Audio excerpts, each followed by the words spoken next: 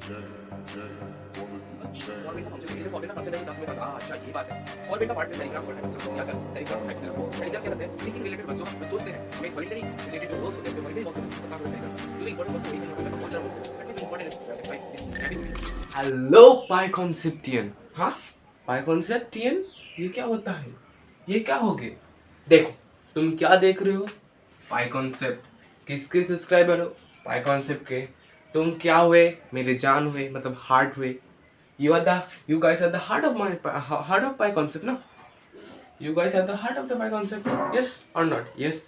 सो अपने हार्ट को कुछ नाम तो रखना पड़ेगा ना, कुछ तो रखना पड़ेगा।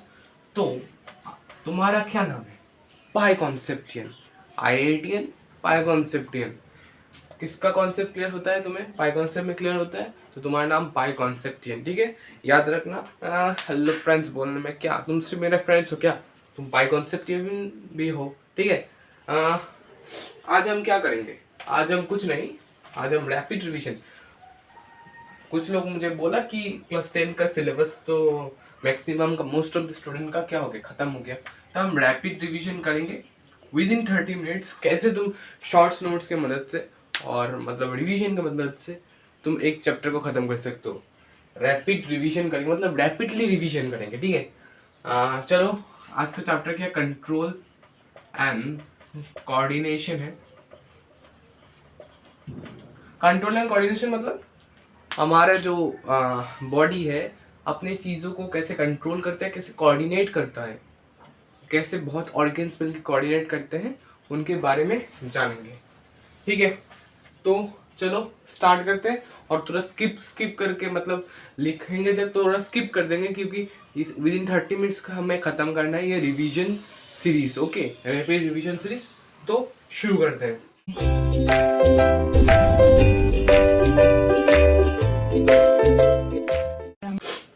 फर्स्ट जो आता है हमारा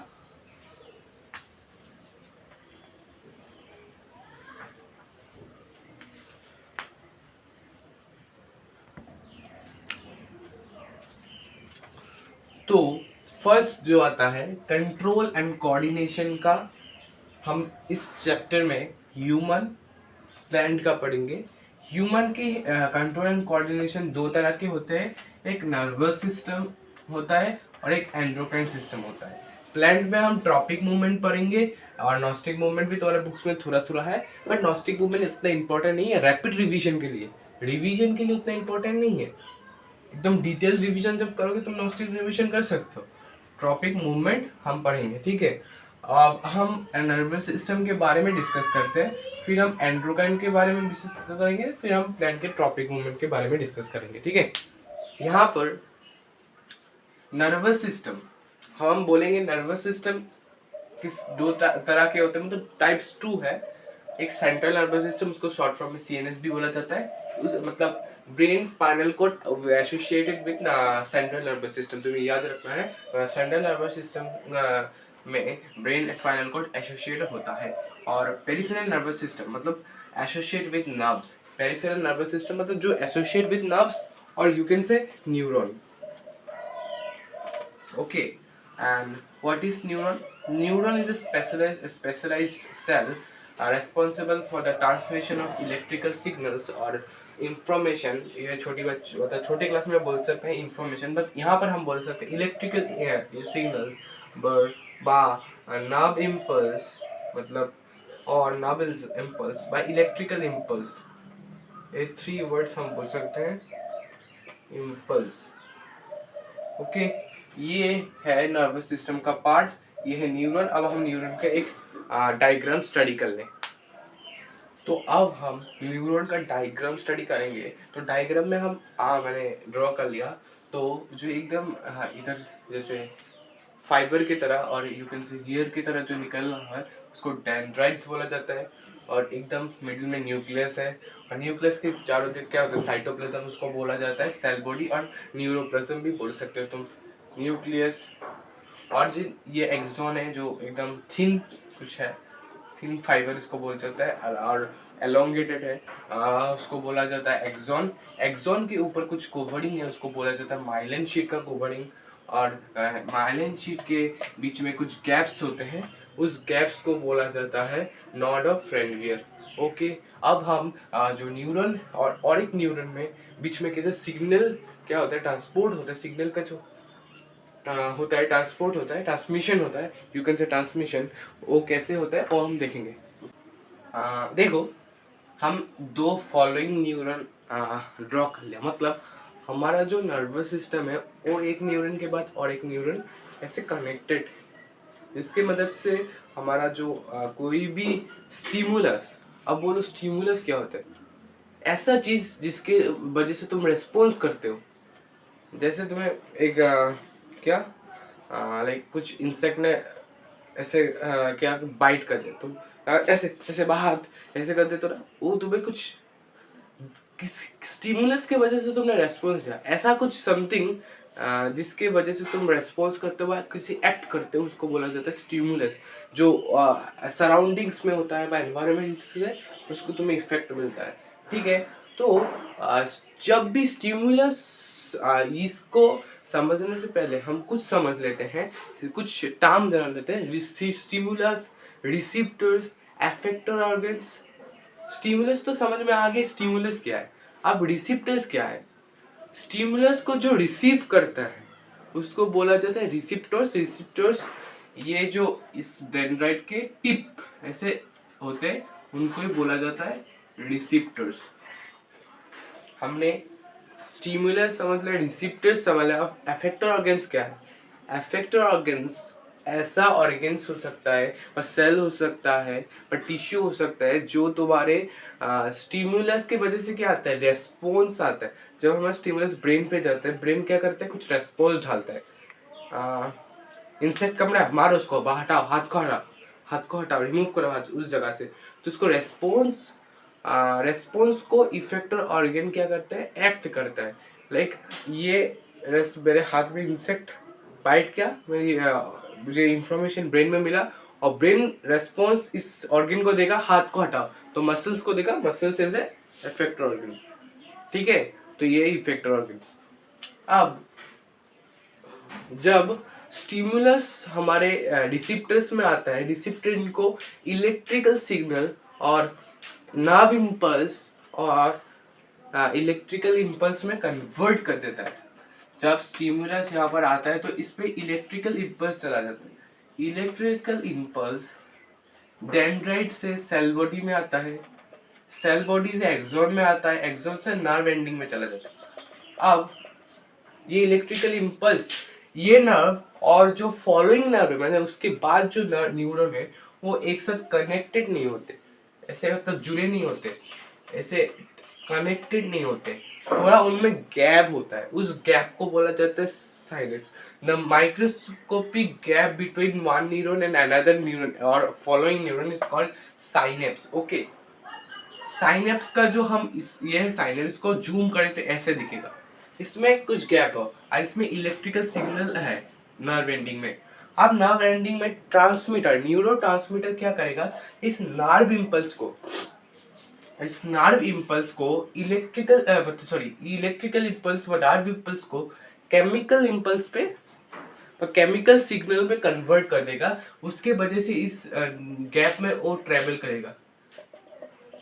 ठीक है, जब ट्रेवल करके उस, मतलब ये डेंड्राइट होगा ना, ये रिसेप्टर्स होगा इसमें, फिर से जब रिसेप्टर्स में पहुंचेगा, मतलब डेंड्राइट के पहुंचेगा फॉलोइंग न्यूरॉन के, तुरंत क्या हो जाएगा, इलेक्ट्रिकल मतलब फिर से नर्व इम्पल्स में कन्वर्ट हो जाएगा, और ऐसे करके ये मूव होता रहेगा और ब्रेन में पहुंचेगा। अब हम न्यूरॉन को कैसे सिग्नल ट्रांसमिट करता है हमने समझ लिया। अब हम मूव करते हैं types of neuron. Okay, neuron तीन तरह के हो सकते हैं, तुम्हारे एनसीईआरटी बुक्स में दिया हुआ है। एक सेंसरी न्यूरॉन, एक मोटोर न्यूरॉन, एक रिले न्यूरॉन। अब इसका मतलब समझिए, मतलब सेंसरी न्यूरॉन क्या होता है, मोटोर न्यूरॉन क्या होता है, रिले न्यूरॉन क्या होता है। सेंसरी न्यूरॉन ऐसा न्यूरॉन होता है जो रिसीप्टर से, मतलब समझ रहे हो, रिसीप्टर से नर्व इम्पल्स क्या करता है, एक्सेप्ट करता है, वह रिसीव करता है, रिसीव करके लेके जाता है कहाँ तक, सेंट्रल नर्वस सिस्टम के तक। मोटर न्यूरॉन क्या होता है, सेंट्रल नर्वस सिस्टम का जो रेस्पॉन्स क्रिएट होता है, उस रेस्पॉन्स भी एक इलेक्ट्रिकल इंपल्स ही होता है। हमारा नर्व्स पे कुछ जाने के लिए वो सब कुछ इलेक्ट्रिकल इंपल्स और नर्व इंपल्स में होना चाहिए। इलेक्ट्रिकल इंपल्स और नर्व इंपल्स एक ही बात है। इंपल्स में होता है, उस इंपल्स को मोटर न्यूरॉन कैरी करके इफेक्टर ऑर्गन के में लेके जाता है। रिले न्यूरॉन क्या करता है, सेंसरी न्यूरॉन और मोटर न्यूरॉन को कनेक्टेड करता है। मतलब सेंसरी न्यूरॉन से इलेक्ट्रिक इंपल्स लेके ब्रेन को देता है, ब्रेन से रेस्पॉन्स लेके मोटर न्यूरॉन पे देते हैं। ये है 3 न्यूरॉन, इनमें से ये 2 बहुत इंपॉर्टेंट न्यूरॉन है। इसका थोड़ा काम है पर इतना काम नहीं है, ठीक है। अब हम चलते हैं नेक्स्ट मूव्स पे। Reflex action. रिफ्लेक्स एक्शन क्या होता है? रिफ्लेक्स एक्शन ऐसा एक एक्शन होता है जिनमें बहुत क्विक एंड ऑटोमेटिक एक्शन होता है और इनवॉलेंटरी एक्शन होता है। मतलब मैं एक एग्जांपल बात करता हूँ। मान लो मुझे पता नहीं है, एक चीज गरम रखा हुआ है और उसमें मैंने गलती से टच कर दिया। टच करने से क्या होगा, हाथ मतलब मैं रिमूव कर लूंगा। मैं वॉलेंटरी मतलब मुझे थिंकिंग करके रिमूव नहीं करूंगा। मुझे गरम लगा, हाँ, खुद ब खुद रिमूव हो जाएगा। वॉलेंटरी नहीं, इनवॉलेंटरी रिमूव हो जाएगा। मतलब कोई तो रिमूव करने का मतलब उसको ऑर्डर दे रहा है, ठीक है। मैं तो ये गरम लग रहा है, हटा, तब नहीं। बट ऐसा रखूंगा, ऑटोमेटिक हट जाएगा। इफ मान लो मुझे और एक चीज एग्जांपल ले लो, किसी ने सुई, मुझे पता नहीं किसी ने सुई दबा दिया, ऐसे सुई दबा, मेरा हाथ ऑटोमेटिक रिमूव हो जाएगा उस जगह से। मतलब ऐसा एक एक्शन जब कुछ इमरजेंसी सिचुएशन में क्रिएट होता है और वो बहुत क्विक होता है और ऑटोमेटिक होता है और इनवॉलेंटरी होता है। इस आप सुन लो, इसमें कुछ कारीकर्जा है। कौन सा कारीकर्जा है देख लो। रिफ्लेक्स एक्शन का एक आर्क होता है। अब रिफ्लेक्स आर्क आएगा, the pathway follows the reflex action. मतलब जिस पाथ से रिफ्लेक्स एक्शन होता है उसको रिफ्लेक्स आर्क बोला जाता है। टेक एन एग्जांपल, ये रिसेप्टर्स है, इससे सेंसरी न्यूरॉन उस नॉर्मल केस में पकड़ो। नॉर्मल केस में क्या होता है, किसी स्टिमुलस को रिसेप्टर्स रिसीव करता है, सेंसरी न्यूरॉन उसको लेके जाता है। फिर रिले न्यूरॉन लिख सकते हो, उसकी जगह स्पाइनल कॉर्ड भी लिख सकते हो। स्पाइनल कॉर्ड उसको रिसीव करता है, फिर वो ब्रेन में जाता है, ब्रेन उसका रेस्पॉन्स क्रिएट करता है, फिर रेस्पॉन्स को मोटर न्यूरॉन पे देता है और मोटर न्यूरॉन किस में देता है, इफेक्टर ऑर्गन पे देता है। ऐसे होता है, एक नॉर्मल कंट्रोल होता है, कोऑर्डिनेट होता है। स्पाइनल मतलब पहले रिसेप्टर से सेंसरी न्यूरॉन जाता है, सेंसरी न्यूरॉन से स्पाइनल कॉर्ड में जाता है, स्पाइनल कॉर्ड ब्रेन को देता है, ब्रेन क्या करता है, रेस्पॉन्स क्रिएट करता है, रेस्पॉन्स क्रिएट करता है, मोटर न्यूरॉन को देता है, मोटर न्यूरॉन इफेक्टर ऑर्गन्स पे देता है। उसके बाद क्या होता है, एक्शन होता है, कोई भी एक्शन होता है। ओके, अब रिफ्लेक्स एक्शन में क्या होता है, रिसेप्टर सेंसरी मतलब रिसेप्टर स्टिमुलस को क्या करता है, रिसीव करता है, उसके बाद सेंसरी न्यूरॉन को देता है, स्पाइनल कॉर्ड देता है। और स्पाइनल कॉर्ड क्या करता है, क्योंकि ये इमरजेंसी है, इसमें स्पाइनल कॉर्ड ब्रेन में देखो तो थोड़ा टाइम लगेगा। स्पाइनल कॉर्ड करता है खुद रेस्पॉन्स क्रिएट करके डायरेक्ट मोटर न्यूरॉन को दे देता है और इफेक्टर ऑर्गन से एक्शन हो जाते हैं। इसलिए इसका क्विक होता है, ऑटोमेटिक होता है। जब भी कोई चीज ब्रेन में जाएगा उसको हमें पता चलेगा, जो ये मुझे मेरा इनवॉलेंटरी होगा, पर स्पाइनल कॉर्ड देता है इसलिए ये इनवॉलेंटरी एक्शन है और मोशन मोटर न्यूरॉन की वजह से मोटर न्यूरॉन से इफेक्टर ऑर्गन में चला जाता है। तो रिफ्लेक्स आर्क आपने को बोलो तो ये है रिसेप्टर्स, ये ऐसे सीक्वेंस याद रखने से होगा। और तुम कुछ भी, मैं रेपिटेशन में नहीं दिखाऊंगा उसको कैसे आर्क ड्रॉ करते हैं, बट तुम सीक्वेंस पे याद रखना, क्योंकि तुमने डिटेल में पढ़ा होगा तो उसका आर्क बुक्स में भी है। ये सीक्वेंस बहुत इंपॉर्टेंट है, तुम्हें याद रख सकते हो। तो मैंने एक ब्रेन का स्ट्रक्चर ड्रॉ कर दिया, एकदम घटिया स्ट्रक्चर ड्रॉ किया, क्योंकि तुम्हें समझना है तो ऐसे स्ट्रक्चर याद रखना होगा। इतना टाइम नहीं है कि तुम रिवीजन करने के बाद में एकदम सुंदर स्ट्रक्चर ड्रॉ करोगे, उसके बाद लेवल करोगे एकदम दुनिया, मतलब सुंदर, हमारे लैंग्वेज में दुनिया बोलता है, लोकल लैंग्वेज में सुंदर ड्रॉ करोगे, ऐसा नहीं। हम सिंपल्स करेंगे। लाइक ये जो इस ब्रेन के ऊपर एक कुछ हार्ड मटेरियल है, उसको क्रेनियम बोलते हैं, जो हमारा खोपड़ी में होता है, क्रेनियम बोला जाता है। और ब्रेन का जो लॉन्ग, मतलब बहुत बड़ा पार्ट है, ये वाला पार्ट, उसको बोला जाता है फोरब्रेन। और फोरब्रेन का सबसे बड़ा पार्ट है सेरिब्रम, ठीक है। Cerebrum is the longest part of the forebrain, ठीक है। अब ये जो मिडिल वाला पार्ट है, इसको बोला जाता है mid brain, brain dot dot dot. ये वाला पार्ट को बोला जाता है हिन ब्रेन। ये सेरिब्रम है, ये हाइपोथैलेमस है।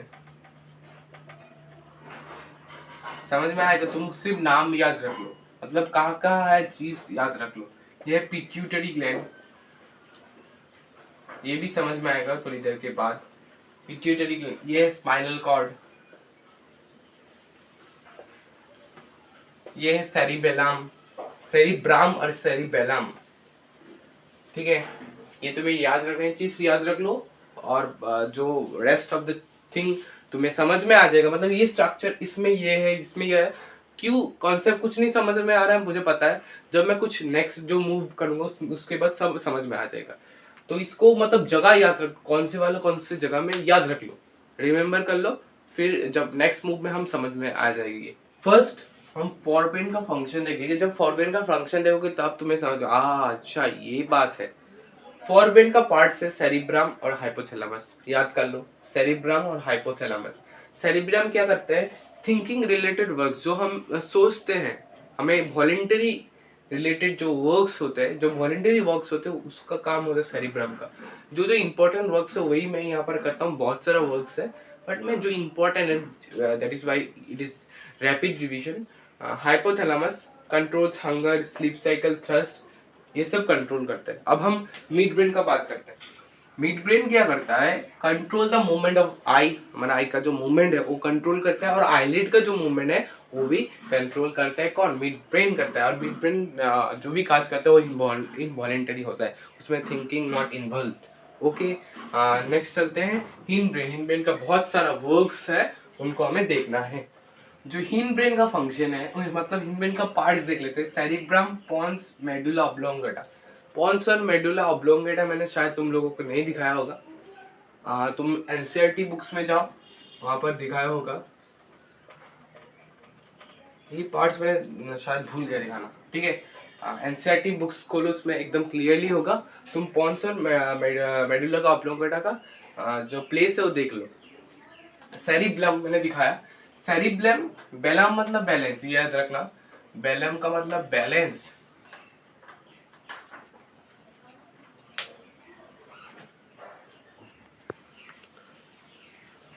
और ये बैलेंस मतलब सेरिब्रम क्या करता है? मेंटेनिंग बॉडी बैलेंस एंड पॉइस्चर, जो हमारा बॉडी का बैलेंस है और पॉइस्चर वो मेंटेन करता है। उसके बाद जो हमने बोला एनसीईआरटी से देख लो, पॉन्स, पॉन्स का काम है कंट्रोल ब्रीथिंग रेट, उसका रेट कंट्रोल करता है।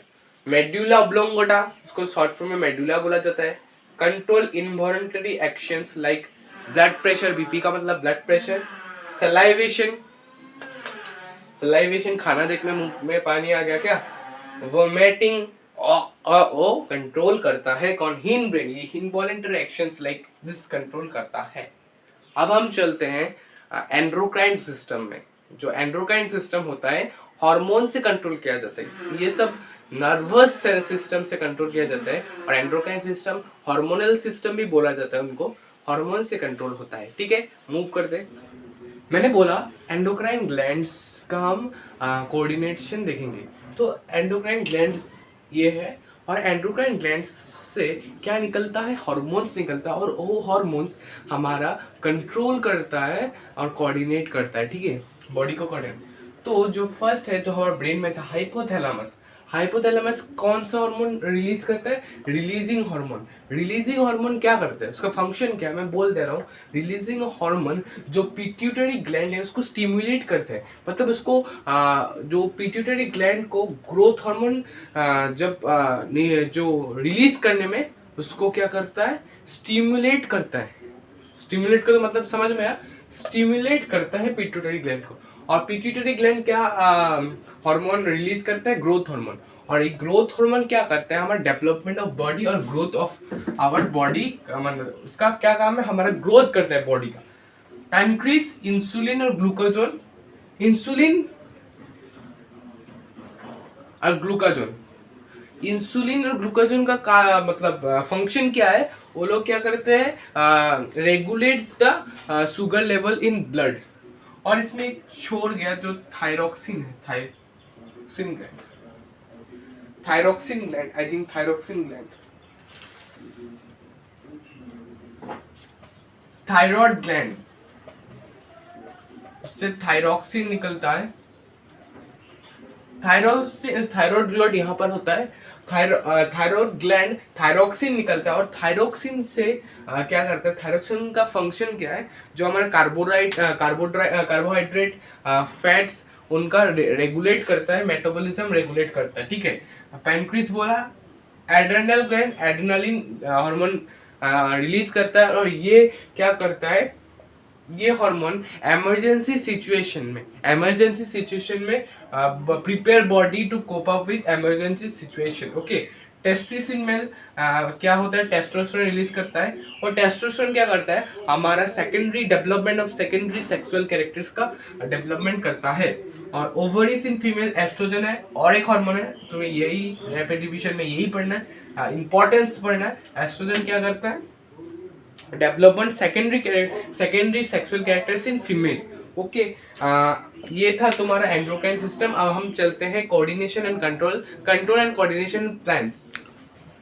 प्लांट में जो कंट्रोल एंड कोऑर्डिनेट दो तरह के होते हैं, एक ट्रॉपिक मूवमेंट, एक नोस्टिक मूवमेंट। नोस्टिक मूवमेंट तुम्हारे हैं थोड़े बहुत है एनसीईआरटी में, वो तुम्हारा रैपिड रिवीजन में कोई जरूरत नहीं है, आई थिंक।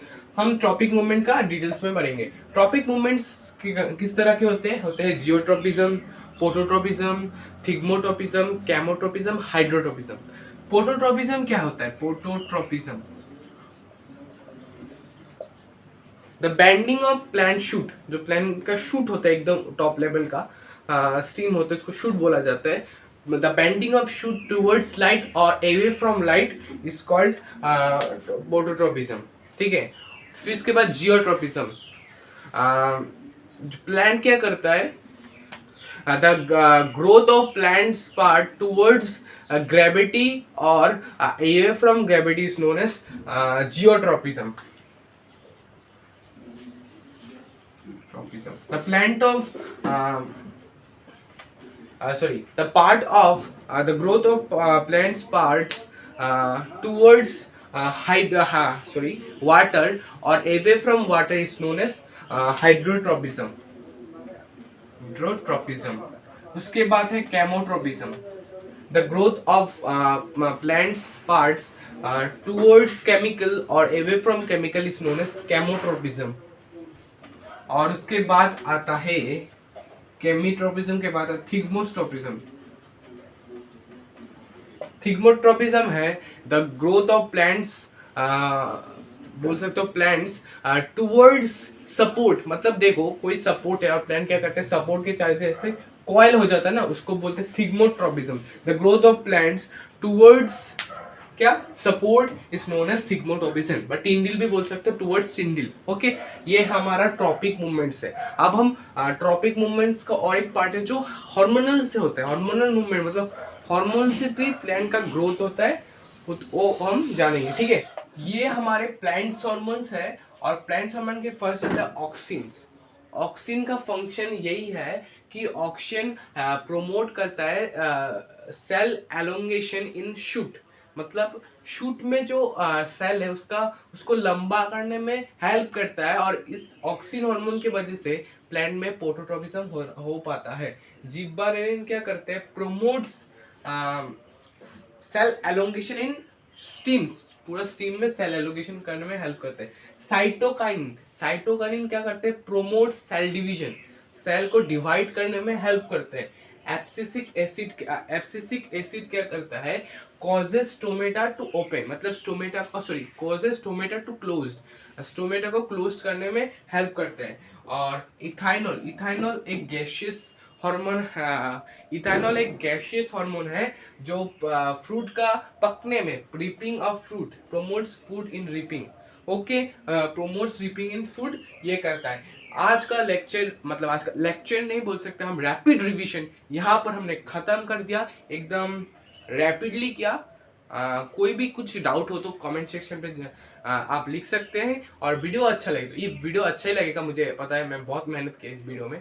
तो तुम लोग क्या कर सकते हो, लाइक कर सकते हो, और एकदम चैनल पर नए हो तो सब्सक्राइब कर देना, नहीं तो पाइकॉनसेप्टियन टैग नहीं मिलेगा, पहले सब्सक्राइब करो, फिर पाइकॉनसेप्टियन का टैग मिलेगा। ओके, मिलते हैं नेक्स्ट वीडियो पे। और किस चैप्टर का रैपिड रिवीजन का आपको चाहिए, रैपिड रिवीजन मतलब शॉर्ट नोट्स के मदद से थोड़ा सब नहीं पढ़ेंगे हम, थोड़ा जो इम्पोर्टेंट है उसके मदद से हम कैसे एक चैप्टर को इन 30 to 20 मिनट्स रिवाइज कर सकते हैं, वो हम इस वीडियो में थोड़ा नॉलेज लिया है कि नहीं। और जब तक और रैपिड रिवीजन का सीरीज लाएंगे तो आप बहुत अच्छा लगेगा। तो लाइक, सब्सक्राइब एंड डाउट हो तो कमेंट कर देना, और अपने फ्रेंड के साथ शेयर कर दो। ठीक है, बाय बाय।